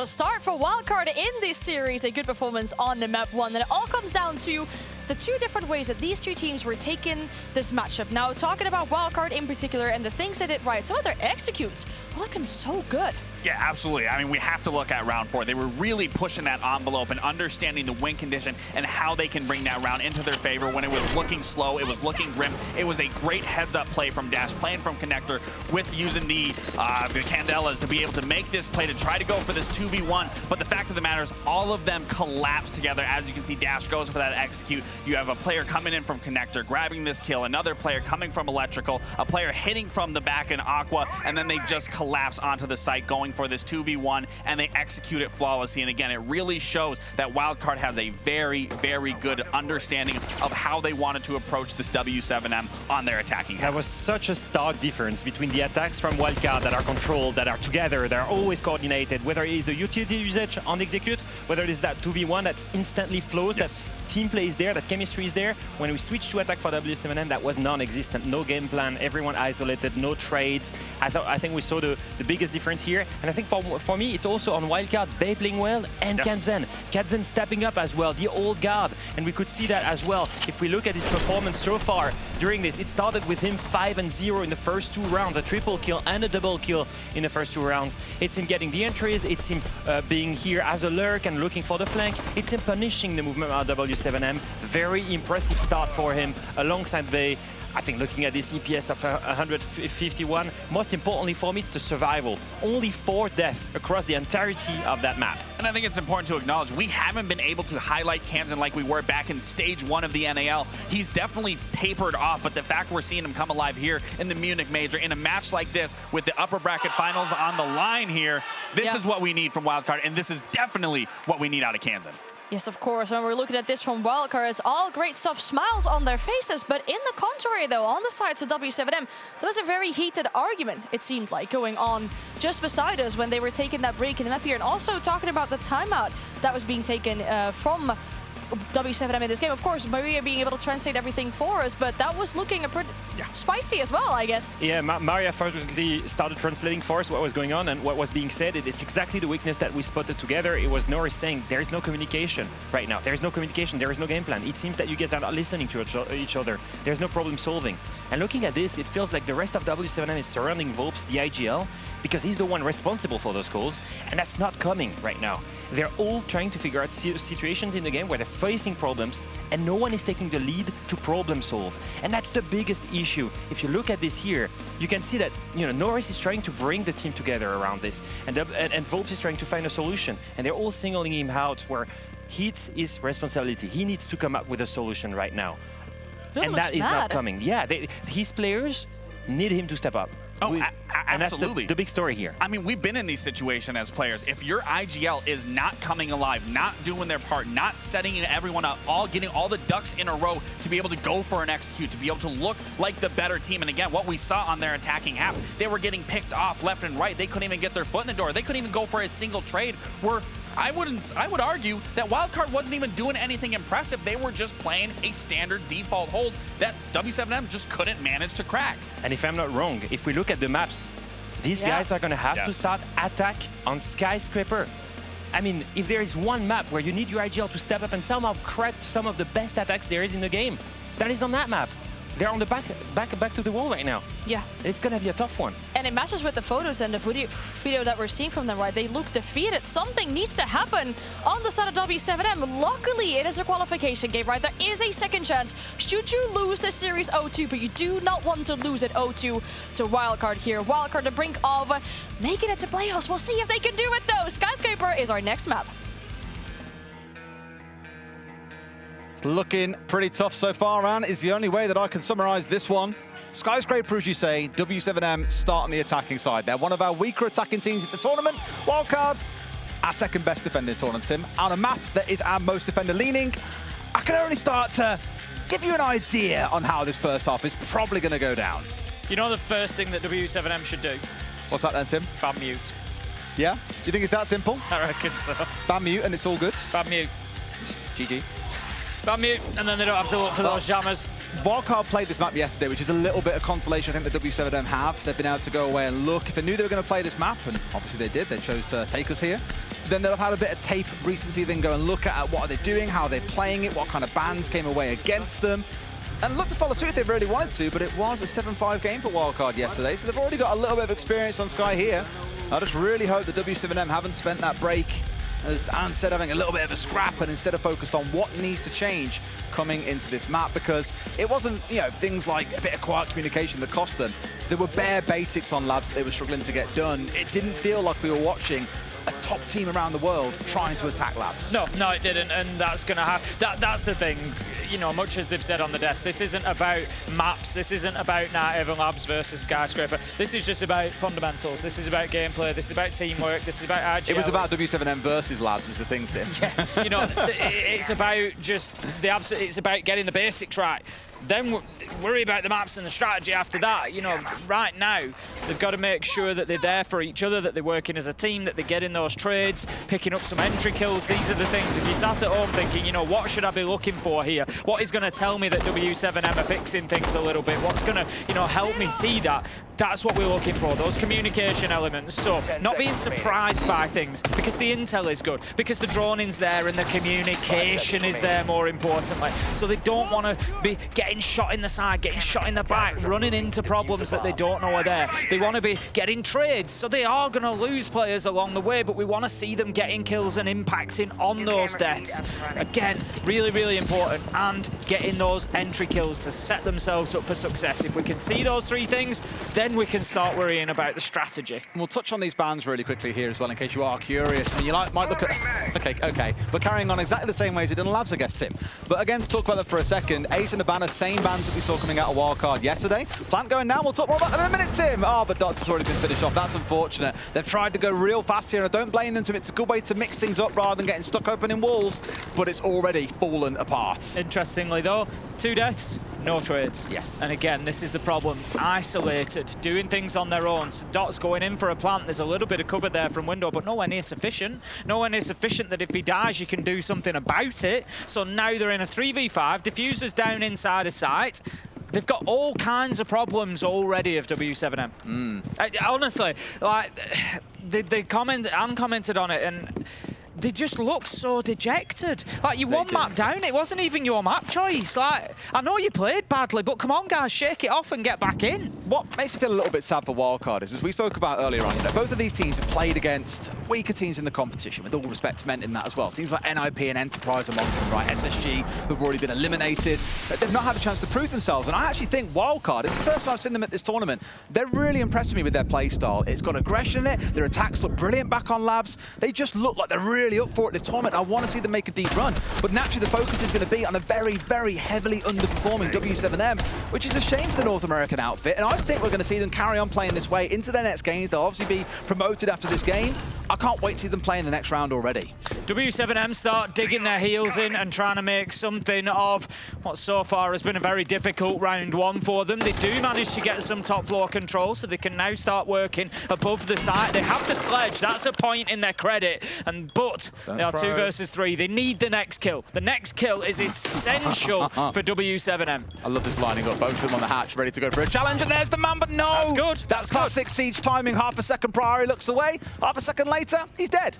Now down to a 2 versus 2. Will this be another one of those rounds? Because Wildcard had a few of them where they were 5 versus 3 on the previous map and still saw themselves losing out the map. We're down to the last 30. Surely he sees him lay down, but no, Parlo just not quite quick enough. Kansan slipping through the net and escaping back out towards main stairs here. Parlo is recoverable, but we're down to the last 15 seconds. w7m do not have time to experiment any further. They've got to go and hit things. Yeah, they don't have the diffuser in hand either. I think this is one of those where you make the kill, you make the call that you got to go for kills, but this is a smart move. Spike has rotated himself upstairs, so Both now drops. he's going to have the vertical superiority. If they go for this plant, this is a real easy clean up. There we go. Anyway. Didn't even need Spiker above. Beautiful stuff from Wildcard there. I like the jump out at the beginning from Kansan, just taking the fight straight to w7m immediately. Don't let them get settled. Don't let them sort the mental state out, Des. Keep on top of them. That's what great teams do. You go for the jugular. When you know that your enemy is on the ropes, you keep on pounding away. Again, I'll say what I said during the middle of the round there. I've loved the way that Wildcard have played throughout this series. It's very easy to focus on the things that w7m are doing wrong because they are glaring errors in a game that shouldn't be happening at this level. But from the first jump out, the aggression onto the Nomad, yeah, it's very rare that you see players being willing to make big, crazy jump outs like that on Skyscraper these days. But the fact Kansan gets away with it, gets back inside the building and is still there and involved right at the very end of things and is getting kills vertically. Wonderful stuff. He continues playing well. The team keep on delivering. w7m, got to buck your ideas up a little bit here. At least it looked better for part of that round. They managed to recover things down to a 2 versus 2. It's not as bad as what we saw back on the previous map, but as we heard the Death saying, they're on the attack here. They're the ones who've got to get a couple of rounds on the board before we hit the halfway mark. Yeah, they were obviously kind of stunned by the, you know, the punch that landed right at the beginning of the round, that jump out, and then losing the planter as well. Personally, I think you call off that plant. You know, if you lose somebody to a jump out that quickly, Wildcard are, you know, obviously kind of shaking, ready for those engagements, ready to get going. I think you probably call that and say, look, we're not going to go in here and try and put this down, you know, back to the drawing board. And maybe, again, that's something at the minute for w7m that isn't coming very well. It's, you know, being able to make that kind of adaptation. And we're going to see the Rotero drone go in and just clear out the proximity alarm on those main stairs. So that's going to give a little kind of silent approach option for them later in the round. But right now, they are stacking up a w7m on the other side as well. There's going to be some attention coming in through T and Karaoke. Is this going to be another run out coming from Wildcard, though? They're just giving w7m no peace at the minute, and I love it. It's the way that it should be. We've heard, you know, again, I spoke about it a few times. We've had tactical timeouts from coaches who have said just that. You're not playing up against them. You're not challenging, especially on maps like Border where you have to. You're not willing to fight them early in the round. You've got to stop them getting inside the map. You've got to take the fight to them rather than waiting for them to come and punch you in the face. He who strikes first wins, you know, while the iron's hot, all that kind of good stuff. And they are going to try and do it, I imagine, in a minute. Look, at the minute as it stands, walls are getting opened up, but here we go. Bay's out. He's got himself a kill. Isolated onto Dodes with no one around to give cover. It's another freebie to start the round off. It's a huge run out. He's gone all the way from main breach right out to the end of the balcony to look down towards Sword's window. That's where Dodes has just died. That's where he's got that kill. Great stuff from Bay. And again, like I said, Wildcard just letting w7m know there is no peace for you here on Skyscraper. As it is now, the entirety of the push from w7m is coming from the Drum and Dragons side. They are all stacked up over there. There is nobody on the main breach. Wildcard know now. They are comfortable that they can just ignore that and they can face up to the pressure ahead of them. Can just breathe for a minute as well, because for w7m, again, it's a pace problem, right? They've done the work on getting control of the west side of the map, but this line straight down the middle is still going. But Logan on a bit of a bat stab. It's Dot's getting that first kill, though, down to a 4v4. What do you want to say, Tim? Just Lobin's working his way around to the opposite side of the map. He's one to watch later in the round if they survive that long. Kansan manages to get one. Baby Shark picks up Lobin. That is a huge kill from Baby Shark because he was looking to move up main stairs and get that backstab, and he's completely shut it down. Volks dies running into sight. It's all up to Dots. He's going to be closed out by Bay as well. Huge round for Bay. For Wildcard, they are looking great right now. I think Bay heard we were heaping a lot of praise on towards Kansan and thought, like, I want a bit of that. I'm going to, you know, Kansan can jump out. I can run out too. The thing is, I believe he's now like 5-0 on entry. It's unbelievable. But tack timeout coming on through. Let's tune in. Vai ser agora. Eu quero que você jogue de Thatcher, fora Geishas.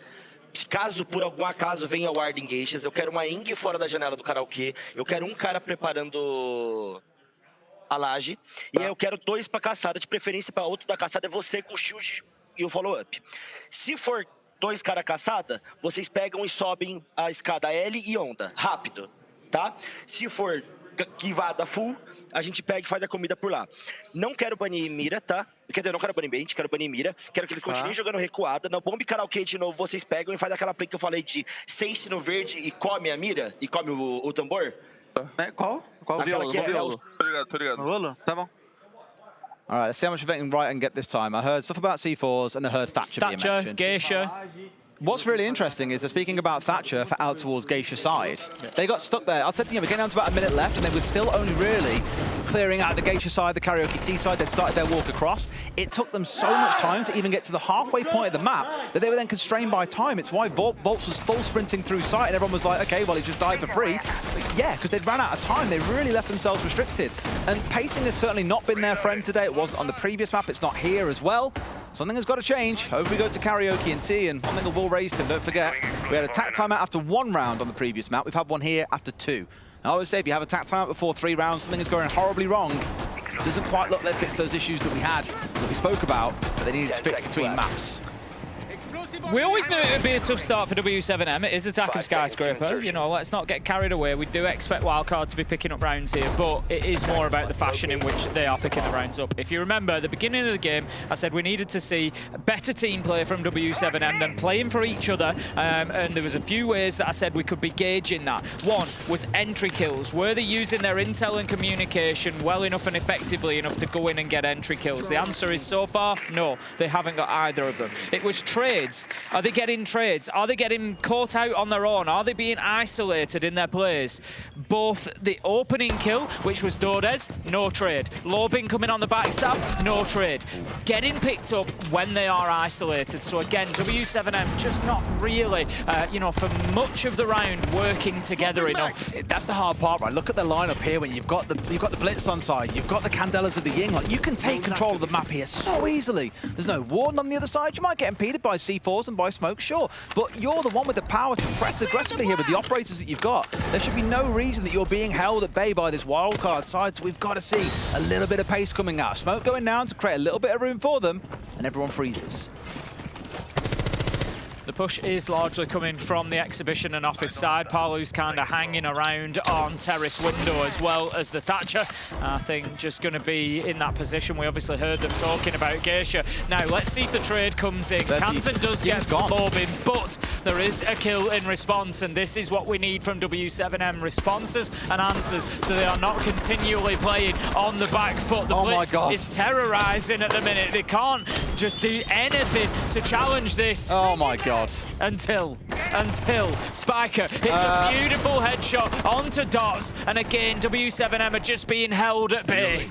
Dordes was kept back by the Vulcan canister coming out, which meant Bay could be so aggressive there on the balcony, and it's again a spot where they're having to get into isolated engagements. Logan was picked off and there was no trade. Dots is alone on that doorway, spraying wildly at 2 players and collects neither.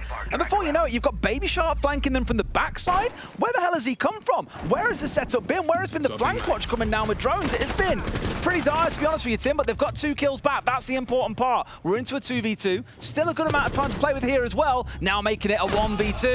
Can't quite deal with those 2 pushing in. w7m, they are on the board. That was messy, but all that counts at the end of the day, Tim, is the score at the top of the screen.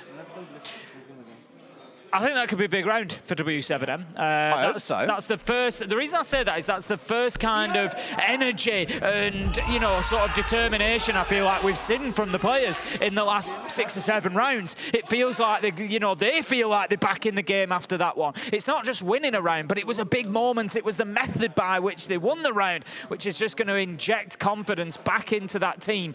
Wildcard need to shake that off quickly and keep the pressure on w7m here. It is w7m's map choice. They do have defense in the second half, so Wildcard, they need to make hay while the sun shines and get as many rounds as they can on the defense.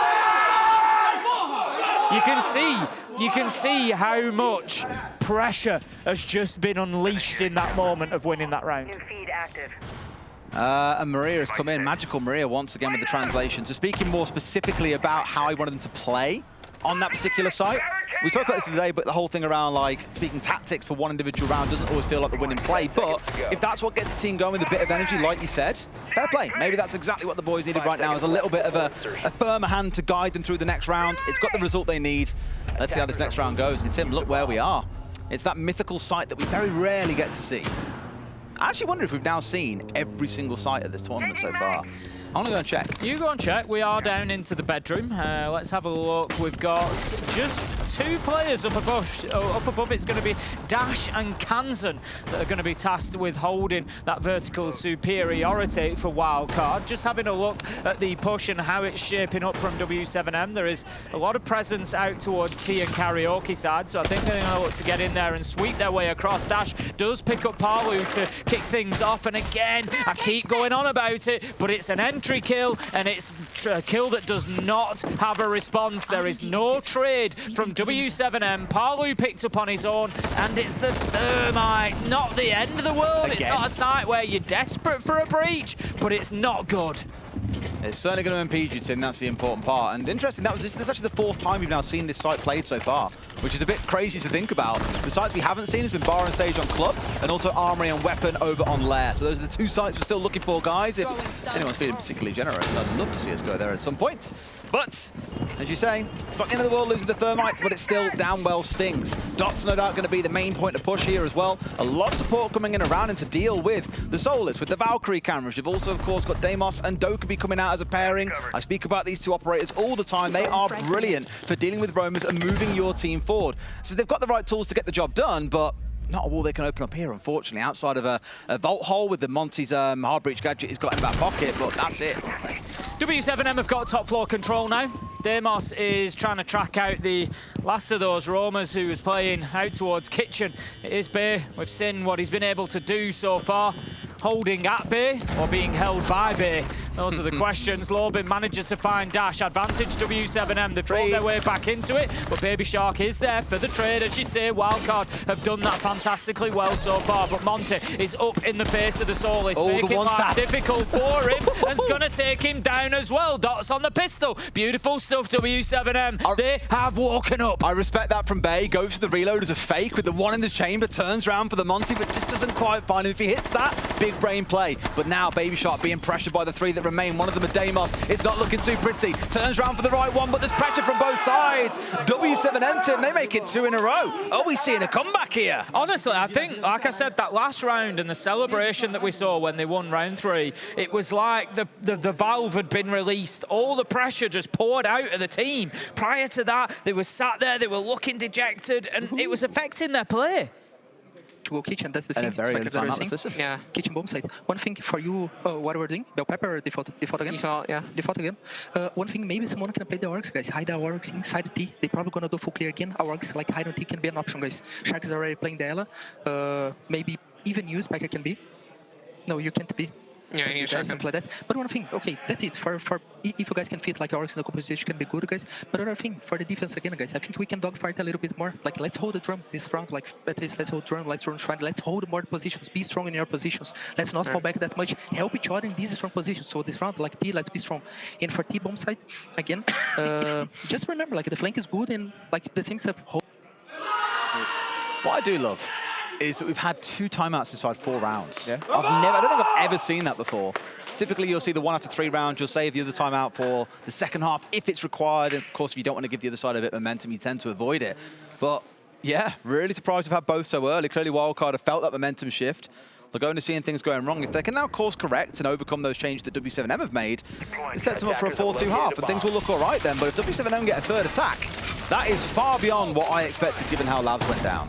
Yeah, like I said, they're looking much better the last couple of rounds, and I think Luconis is right there. Wildcard, you know, dig in, take the fight to them, and it's going to be easy for them to get in their heads a little bit and think, oh, you know, this is more the w7m we're expecting, and, you know, they're now playing up to standard, and you start to, you know, maybe just lose a little bit of confidence in those gunfights. But no, go at them, play strong, hold your ground, back each other up, take the fights and win them. This round 5, I think is going to come down, and I think a lot of the rest of the game is going to be determined on it, and it's going to come down to gunfights. If they both get aggressive with each other, whoever comes away winning these gunfights is going to just leech away a lot of confidence from the other side. It's all about the entry there to start things off. We've consistently seen Wildcard chew, destroy, spit out w7m. It needs something to get them going in the early round. Bolt's back over towards that Nomad as well. Interestingly banned away by Wildcard in their game yesterday. They've opted to leave it on side here because clearly their answer to a Nomad is Kansan jumping out of windows, and it's worked pretty well. see, of course, the same builds up again. Valkyrie still an ever-present operator. The IQ being brought along to respect it, and there we go. This time round, Volp's not getting chewed up early on. Finds Baby Shark, a great person to pick off, running around on that Ella. Removes one more Thorn from their side. That's the entry, and there is no trade in response. This is something I've been talking about for w7m for the last however many rounds, and now it's Wildcard that are on the receiving end of it, and it feels like w7m are turning the tide. At the moment, very chill though. They are very relaxed in their attack. They're actually spread out all around the map here. Dodes is working his way through Office. We've got Palu out near Geisha Breach. We've got a presence out towards Shrine. There's things happening all over the place. So I'm just a little bit concerned for w7m. The team play hasn't been the best over the last 6 or 7 rounds. They've been a little bit isolated at times, and they've been punished for it. Are they going to be able to bring all these threads back together? I mean, look at like what we were speaking about earlier on, the number of times that a kill would come through from Wildcard and there was zero response, no trade, nothing. It suggests that, well, it's the risk of playing this very spread out style where you've got guys coming from the north, from the east, from the south. You can get a lot of map control quickly, as long as you aren't challenged, which Wildcard have done an awful lot, is always a concern. But now we're in top Black Team, everyone has shifted up towards Shrine. You've got Dodes underneath as well. They've got a lot going on here as they're starting to work their way across this top floor. Not forgetting that, of course, the site is downstairs. For now, it's about getting top floor control, getting the verticals, and then starting to look at your execute. Yeah, everybody from Wildcard has been forced away, so w7m can get in there now and start to have a look at those vertical angles. Don't have a lot of soft destruct options, probably just the... Ooh, don't shoot it. So He's dying to shoot it down. So easy done. There we go. He's going to reclaim his nitro. Well, if he got a shot, then I would have cried. It would have been hilarious. Pick it up. There we go. Okay. So we're going to see a little bit of a lack of vertical pressure overall. They have got the vertical presence, but they can't really open up too many holes. Dots is going to be taken down with the nitro. More importantly, Des, that puts the diffuser on the ground with 15 seconds left to go. Beautiful. These crossfires are wonderful. 2 players on one door, crossfire from Cans, and there's so much cover coming in from these Wildcard guys. They've almost invited w7m into a bit of a trap in a 2 versus 3. They get rid of one, looks for a second, but no, Bay. A little bit better in the moment, unfortunately. A 1 versus 2 for Dodes. He won't have time to get it over the line. Wildcard, they take round 5 and move up to 3 and 2. It feels like we've got ourselves into a real match-up here. w7m have stepped up, they have improved, and they are now playing more towards the standard we would expect from them, and Wildcard have an answer. They've managed to find another gear in round 5 to get that done. They played really patiently there. w7m played a very relaxed style. They were spread out, as I said. They moved across that entire top floor. Didn't really give Wildcard a lot of opportunities in the early round, and Wildcard didn't worry about that. They were happy to play their game. They gave up ground as they had to, didn't lose their lives, and then waited for that final push from w7m. Good defense from them, and we're going to see now their final attempt in round 6. It's going to be Exhibition and Office. It is, and I'm looking towards the Sens currently being hovered by Palu. Saw Volts bring it earlier on, but not get a chance to make use of it. And what I like about the Sens here is that we've seen them again, time and time again, playing super spread out, trying to cover large parts of the map and often being chewed up. If they can isolate out players or cover off the slightly riskier parts where they know Wildcard are holding down, it helps them get towards the site a little bit closer. Of course, also excellent for the actual execute itself. Here on Exhibition Office, in through drone holes, in through terrace, loads of spaces that you can make use of those Sens light screens to make that site a little bit easier to hit. But if we get stuck on trying to clear the Geisha side of the map again, as we saw them last time, they may not even get a chance to make good use of it, and he's also moved away and towards the Nook, so who cares, Tim? And that's why the classic caster lesson is we don't talk about others. Explain the ops until they're locked in. Yes. Though I do like talking about the use case like that. The Sense still one of, like, obviously when they got buffed and had the ability for Ward not to be able to see through those light screens, we actually saw the pick rate go up quite a lot. Yeah. So I do enjoy seeing Sense, just maybe not played as much as I'd like, but here we are. Deploying the drone. Going to have the Maverick of Lobin out towards VIP wall. We've seen how much they struggle with balls already, Tim. Let's be careful now. Oh, scary stuff. Okay, we're looking good. There's two players hold. There's 3 of them working on one angle here as well. This is what I like though, because as we saw on IT Wall, they've got a little bit stuck at times. The player will get picked off, and it will just fall apart from there. I like to take air quotes a bit more seriously to make sure they can move forward. Expect Dots to come over now and plant one of those hard breaching charges down to make sure it is opened up and therefore accessible. If nothing else for now, it is at least a bit of a threat onto the other side, knowing that that's a sight line that's opened up. That's just the Maverick line that they've opened is just going to prevent anybody from playing in that power position inside of VIP. So enough of a job has been done there, and we have been i4 just looking to try and get aggressive on that door. We've seen him have success on the run out before. He's Just going to back off for the time being after being hit by that concussive mine from Dordez, who retreats back around the corner for the time being. It's going to be a challenge here from Kansan. We saw him playing in Dragon last time around. He did have some success, got 1 kill out of the 2 players that pushed him. And for now, he's just holding them back in T. It is all T karaoke from w7m. Oh, freebie backstab Parlo on that Nook, striking true.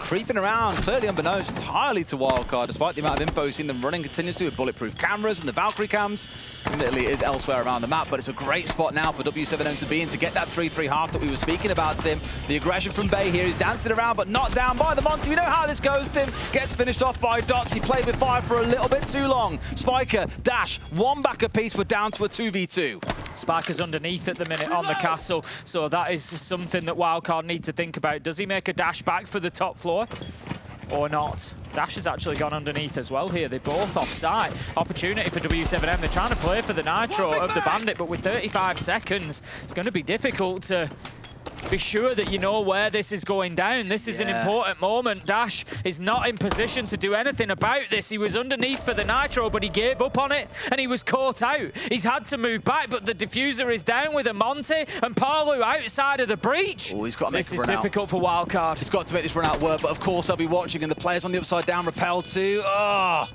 there's no way you recover this one now. Not against a shield on the upside down player. It's a little bit too tough. Monty with full HP as well, even that C4 in a perfect spot wouldn't do enough. Parlu is ready. Another great round from w7m, Tim. They should take us to 3-3 here. Gonna knock him down. Watts 1 more kill when he's down and out on his back. Good round by Dots, especially playing that Monty really aggressively throughout, and it gets him that 3-3. Much better attacking than what we saw back on Labs. Honestly, like I said, for w7m, it is all about having won round 3. We've just seen them come out a different side after that. They've been far more competitive, and right now, I feel like that gives them the advantage here. They go 3-3 in the half and move on to the defense. We would expect a 4-2 minimum on Skyscraper for the defense. So w7m, it's your map choice. It's yours now to bring home. It is. Here we go for the bans then. Ace to be taken away. Kaid also to go with. Standard stuff to what we saw yesterday. I keep referencing that game that we saw from Wildcard against Space Station. It's good reference to what we've seen prior. They took away Clash and Kaid as their 2 bans. We've already seen one of them. Will the Clash follow through as well? Or are we not worried about w7m's Clash? Turns out we are. It's going to follow. An Ace and a banner going to go. Nomad was the other ban that came in against Wildcard. Yesterday we saw Bay playing it an awful lot back on the previous map. So I do think we're going to see him running it quite a bit here as well. Or maybe another player on the team. Either way, that operator is going to be selected. Of that, I've got no doubt, until maybe it's banned away after round 9. We can push forward! Seeing the smash. Not only do you get battered to the ground, but he got battered through the wall. Never mind. Never mind. Yeah, we can see the energy now that is just, you know, creeping its way back into that w7m side, and they've certainly played, you know, I just hope it's not too late. I don't think it is. I think they've got themselves the advantage that they need now. Skyscraper should be theirs, and then we go to a 3rd on bank and just, you know, you see what happens then. But, yeah, well, I'm not writing Wildcard off, but the attack of Skyscraper is difficult. w7m have certainly come online. It's the map they wanted to play. I give this to w7m. 5 seconds. All right. Insertion. Wildcard did win 3 attacks on it against SSG yesterday. I've already spoken about w7m's defensive record not quite being the strongest at this competition so far, but hopefully they can prove me wrong going into the defensive side of this map. I was also again looking at some of the stats overall for this series and how things are currently standing. Bay 20-11. 5-0 on the entry. They are destroying w7m when it comes around to the entry kills, and you guys have been seeing it. You've seen the jump outs, the early cheeky kills coming in onto odd members on the side of w7m. It has looked fantastic. In fact, across the whole series so far, there have only been 5 entries for the side of w7m, and 2 of them came in round 5 and 6 from Volts. Just looking at the positioning of w7m at the minute. Here comes the Order utility though. Dash sending in the Candelas from the karaoke window. Spiker manages to get a kill on the back of it. Baby Shark with a double. This is fantastic from Wildcard. We weren't sure how they would look on the attack. We thought w7m might stand up, and they do begin to. Waltz with a double, managing to make that shotgun sing. And we go back now to a 2 versus 3. Where's the diffuser gone down? I didn't see who had it when they died as well, and this is now part of the concern because it's a Geisha. Geisha. I think, yes, and the problem is Volts has done it. So Volts has played really well there. He's gone from top black, snaked his way in towards Geisha, and got a second kill on the player, pushing his way in towards Geisha. That now means he is sat on the diffuser alone, and that means all the attackers now need to coordinate around this. Bay trying to move his way through terrace, but gets deleted by Dots on a swing from Drum. Wonderful stuff, and this looks very, very winnable for w7m, despite their initial struggle. A shotgun in towards Dash at the back, finally getting it put down. It's a 1v1 team, Kansan against Dots. Kansan's just, he knows exactly where Dots is located, knows that he's playing out in Drum, I think. He's just going to back off for the time being. Wants to get on the drones. He knows he's got one in pocket. Smart so much play. time. Smart play. 1 minute 15 on the clock. He knows that it's all there for him. Now he knows if the cross is made, so he can start working his way across. His team are going to be watching that, and they'll scream if he gets pushed. There's an opportunity for him to go and get the diffuser here, or to make a challenge, whichever one he wants to do. I think we go diffuser. I think we hear the Nitro rip there. He's going to be concerned about that presence inside of Drum and whether the Mirror can challenge onto the diffuser or not, which he will be able to, but no, he's recovered it. This has been really well played by Kansan. So patient, so composed, but equally Dots is waiting to see what the move is. Doesn't want to expose himself too soon, but may not have a choice down. Sure enough, Kansan, oh my God. Perfect, played 1v1. That's how you win a round with the drone. That is how you win a round with a drone. Taking that time, he just didn't panic. Foot off the gas. I'm just going to step back. I need to clear out the mute jammer, and then I've got a drone that I can use. You know, having that presence of mind to recognise that, oh, my drone's been caught in the jammer earlier, I can just clear that out now, I can take it back into my control, I can move it through, and the positioning was perfect. It's something that w7m weren't aware of, but it gives him all the intel he needs to move around completely freely in Karaoke, in Geisha. The only risk for him was when he had to dip out and try and grab a hold of that diffuser. But the information is there, nice and clear for him. He's pushing across you now, and he takes a shot. Beautiful stuff from Kansan. All right, well, that certainly gets the half started off to an interesting beat, Tim, because if w7m pick up the defense there, they go ahead for the first time. Wouldn't have been a bad outcome for them on a map that, again, is our most defender-sided in the pool. Should have been the way it should have gone, but it all comes down to a 1 versus 1. Wildcard to 4 and 3 on the attacking side. 10 seconds left. w7m need to bounce back now. Exhibition Office going to be the second site that we step into. What we can't see from w7m here is those heads go down again. You know, you can't only have the energy and be excited and, you know, be playing well in the server. You can't only have that when you're winning rounds. You've got to have it, you know, no matter what the score, no matter what's happening, if you want that chance of being able to come back particularly and get victories. And so w7m, we need to see that same vibe, that same energy from them that they've had over the last couple of rounds, even after Wildcard have dealt a little bit of a blow there by taking Tea and Karaoke away from them. We move into round 8. It's going to be an attack onto Office and Exhibition this time. And w7m fairly well spread at the minute. There's 2 over on the Tea and Karaoke side, and then the rest are around site. But in terms of Wildcard's push, they are largely drawn in at the minute. It's not too much attention towards that breach side, but they are kind of building in that area. They're sniffing. They managed to get pinned in slightly there. Now managed to get back up towards site as well. Could have been a bit of a freebie because, as you say, a lot of w7m have been gathered around the site itself, like outside of one player that's off on the roam at the minute, I believe. Otherwise, everyone's dug in. They're looking to play behind Gadgetry. They're looking towards potentially those 3 C4s in back pocket to play Denial from below.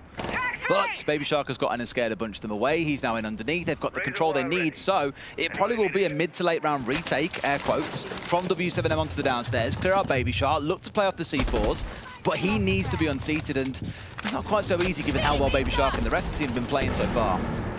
Definitely not. We see them stacking up on the balcony now. This was something that Wildcard dealt with aggression generally by going for the runouts, by looking for the kills, but it's not an energy that w7m are particularly wanting to match. They've got Baby Shark underneath working on the book as well, just looking for that position in behind Small Bar, and balcony's somewhat being abandoned here. They're going to leave the Blackbeard on there, but there is rotations elsewhere.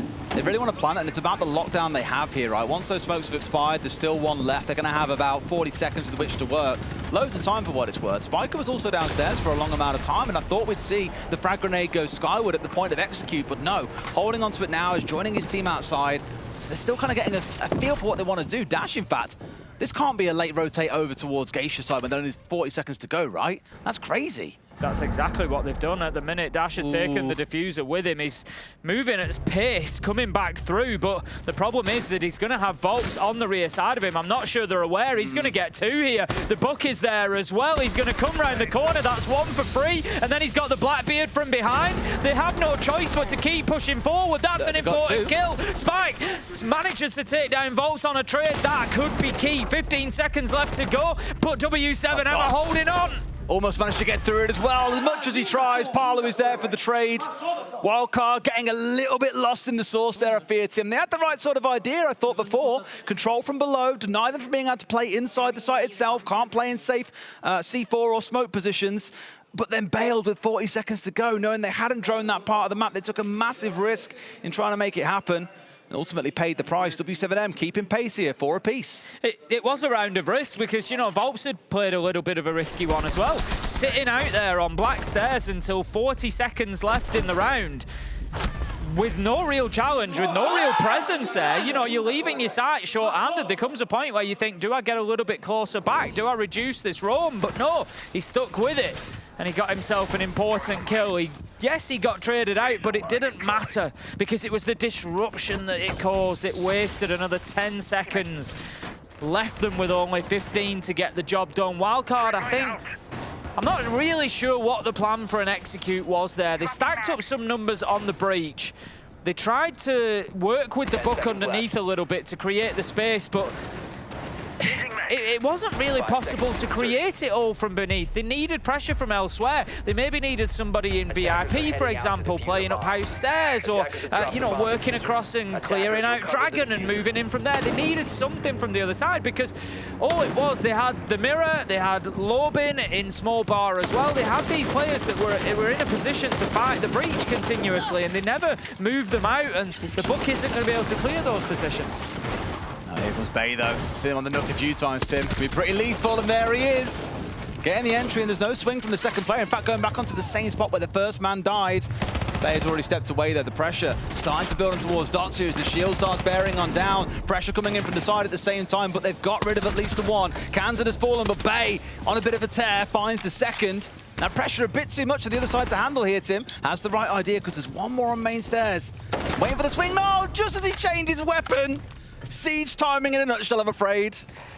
We do get the bonus, the benefit of the outlines. We can see how close that was, trying to fight the blitz here. Smart player just going to use that Keeper barricade to back him up and give a little bit of space. Baby Shark's taken so much damage. Spiker taken out 2v2, but with a low health blitz on the side of Wildcard. This is going to be difficult. Ooh. It's just turning into a maelstrom in the bar here. There's fists and guns flying everywhere, Des. Dash really needs to get that kill, but couldn't quite get it. They're backing away, letting the blitz charge. Yes, they are. Baby Shark so low, but they managed to find him, Tim. That was a real slobber knocker around, back and forth between the two, swinging haymakers at each other. But it's Wildcard that come out on top when the dust has settled. 5-4. It was a huge brawl in the bar. There is no two ways about that. Oh, yeah. And it's Wildcard who come out on top of it. 5-4. They are fighting hard. I am so impressed with the North American side throughout this match. This is not their map. w7m have come back at them several times in the last few rounds, but Wildcard keep finding a way. They are digging deep. We can see what it means to them. The passion, the energy, the celebration. Every round builds. They know how close they are to qualification here in Munich. Okay. Wildcard can breathe a little bit easier knowing they've at least got that third map if required. Spoke about it earlier. These two maps that we played so far, Labs and Sky, both teams really enjoy them, both in their top 4 when it comes round to preference. And if you're curious, preference comes as a result of your banning tendencies around the map. Do you pick it? Does your opponent pick it against you? Is it often a decider that you'll go to? All kinds of factors come into a little formula that I believe Mr. Fresh himself came up with. And it lets us know how much a team like playing a map, their preference on it. It doesn't always speak to their results on there. But Banksar is the one that sort of hangs towards the lower end for both teams. It's not a preferred map. That will make it really unpredictable when we get there. If we get there, w7m need to pick themselves up. I would not be surprised to see this one go to overtime, personally. No, I'd agree with you. I think, you know, despite will, you know, still continue to celebrate Wildcard and their performance here, because it is, you know, worthy of such celebration, but they are on the attacker skyscraper. It ain't going to be easy to keep winning these rounds against w7m either. They're going back to attacking T and Karaoke this time around.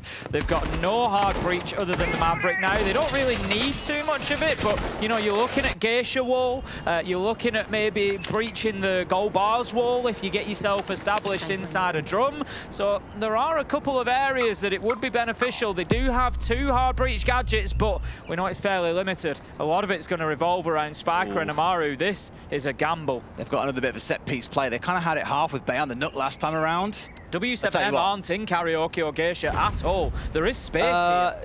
Yeah, they are. I've just looked at our top down. Literally no one is on this side of the map. There is space here. There's only Parlu who's anywhere nearby. They don't even need the Amaru, just hit it.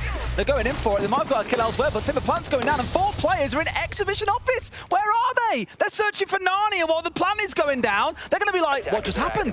They've now got to fight their way back across the entire map to be able to stop this. That is phenomenal. Opportunity spotting from Wildcard. It was obviously the play. They'd brought the Amaru along, but they've got the drones in, and then the other half of the team have created the opportunity. They've gone and made so much noise on the other side that it's dragged w7m across to deal with the threat in Exhibition Office in numbers. That's maybe something that they've recognised that w7m do previously. Wow. And they're just going to pick them off one at a time.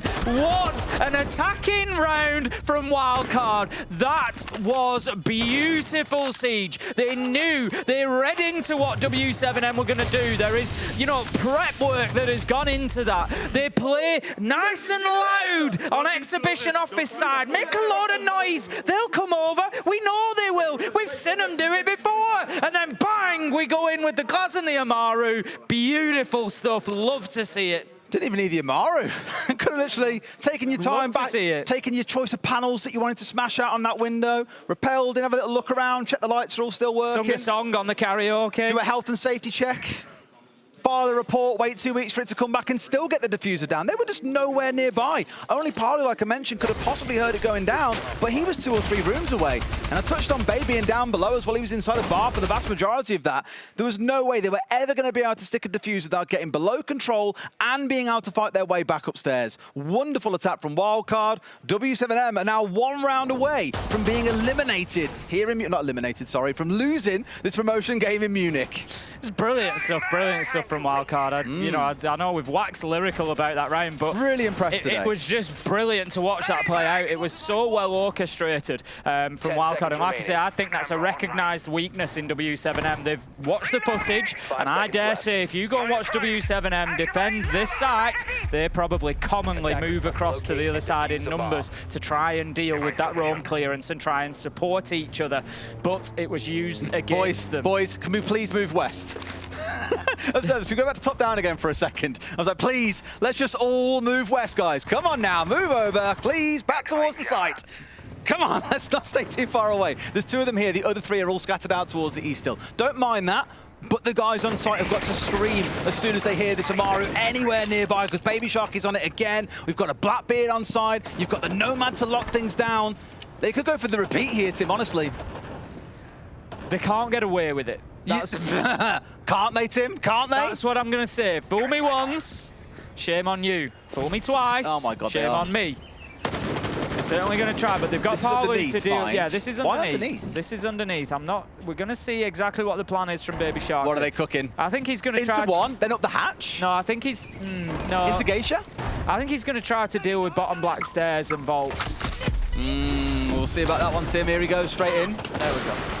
Trying to get up back if you can, looking for the 1, and sure enough, they've got no idea. Downs 1, downs 2. Tim, they've managed to do it again. They've just rolled over them. It's a 4 versus 2. Calamity in the w7m camp. As once again, they crumble before another beautiful set-piece play coming out of Wildcard, and there's still half a round to work with here. Surely they don't let this one slip, and they guarantee their spot in our playoffs. Yeah, it feels like w7m really haven't responded well to pressure today. When Wildcard have been able to put the hammer down and just really apply that pressure, w7m have not stood tall. Dots manages to take down Baby Shark. That's something for the Brazilian team to try and build on. The challenge comes in to try time window, but Kansan is able to get in safely and can now try and start challenging around the corner onto Dots, but he manages to find his man, takes damage along the way. 2v2. They might hold on here, Tim. They've completely neutralised the advantage that Wildcard had. This game has been mental. The whole series back and forth. Yes, Labs was quite a dominant affair, but there were some rounds that were crazy. Exit time! The back end of Skyscraper is building up to be exactly the same. Still with two of those impacts in pocket if so required. Knee 1D, but no Loben at range. They've held on, Tim. They're going to win the 2 versus 4 at this rate unless Spiker can work some real magic in these final 30 seconds. Knew that one was on main stairs. Doesn't know about the other, but at least the suspicions are right, Tim. The Spider sense or the Spiker sense is going off. Fuse was going down, and that now springs the last 2 W7M players into very cautious action. Loben's pretty close around this corner. Spiker knows now he can pre-fire. Does he know that there's no rotate there? He's going to bounce round, gets his man. Opportunity to put the diffuser down, possibly, and just try and he's going for the kill. Bring him in. The decision has been made. He's going to go for it. He's not going to find him in time, I don't think. 3 seconds left to go. Now he knows. Oh, so nail-bitingly close. Half a second in it. That was a real back and forth round, Tim. It was like the tide. Excellent start coming out from Wildcard into a 4v2. Well fought back by W7M, and they keep themselves in the series. To round 12 we go. They have a chance, Tim, to send us to overtime, but would have to win that as well to send us into map 3. You think they can do it?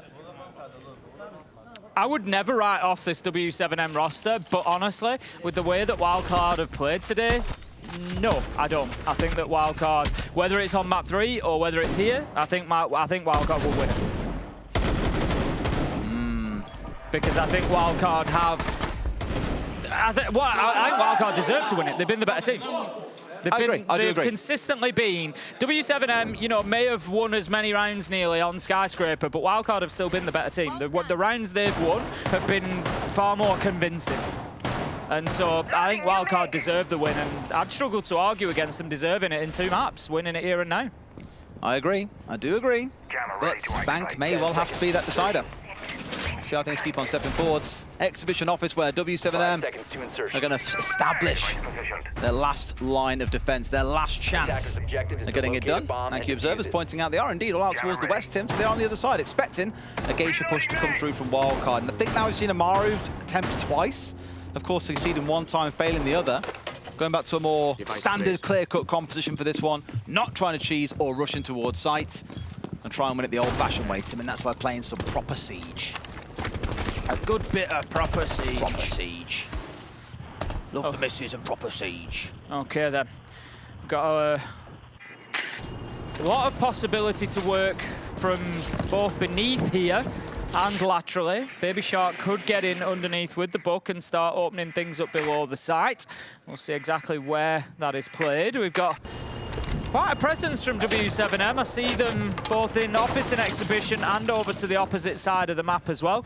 So lots of ground for Wildcard to cover here. They need to make sure that they keep an eye on the clock and don't let things get away from them. Baby Shark is in underneath just to try and deal with any of those difficult positions. The mute jammer is not effective, and they managed to get that wall open into Geisha quite quickly. So good progress from Wildcard so far, I think. First call coming out from the Dockerby as well. Second one available in about 15-20 seconds or so. That should be their invitation to move forward and try and get kills though, Tim. And sure enough, they've got rid of Palu. Also have Baby Shark underneath on the book, also looking for targets. So it could have been 2 quick kills on the side of Wildcard, and that could spell the end of the series. But instead, W7M, although it's looking slimmer, have a chance to fight back. As I said, W7M are playing quite widespread. They are isolated. They will lose bodies without trades, as has happened 5 versus 4. And the reason that's important now is Wildcard can then double up on somebody. So then the next challenge, you're going into it 1v2. It becomes a lose-lose. So I want to see W7M maybe just, you know, move. They are starting to do it. Drop back a little bit, play a little bit deeper, but particularly play together. Give yourself an opportunity to trade those deaths out to keep yourself in the fight, because otherwise this one's going to be over before you know it.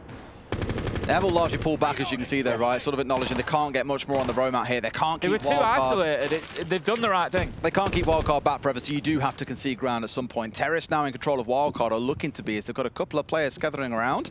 Baby Shark going wide around the map here to try and get himself up onto, I'd imagine, either underneath or looking to be off on the balcony. Balcony looks to be the play.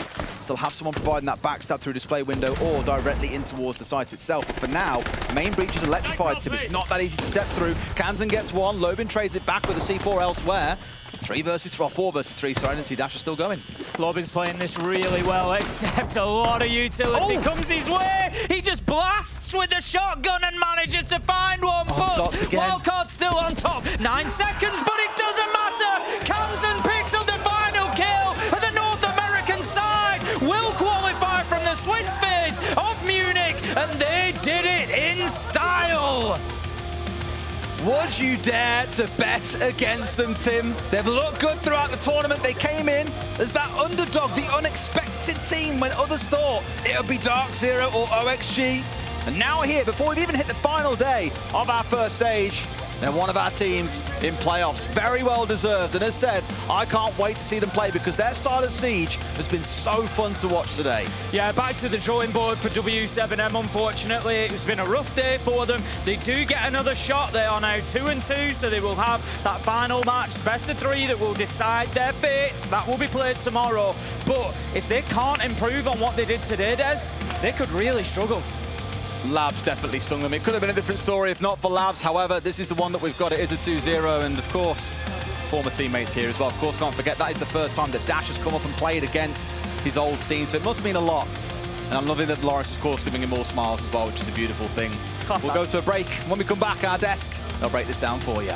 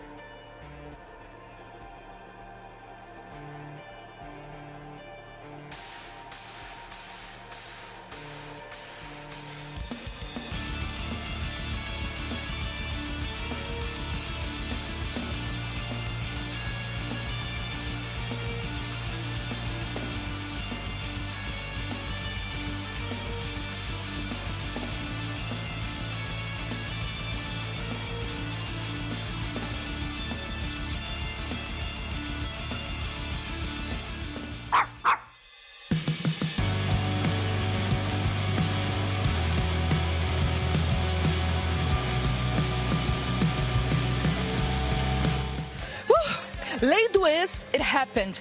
Les Deux in English, how can we explain that? I mean, you just played against your former team.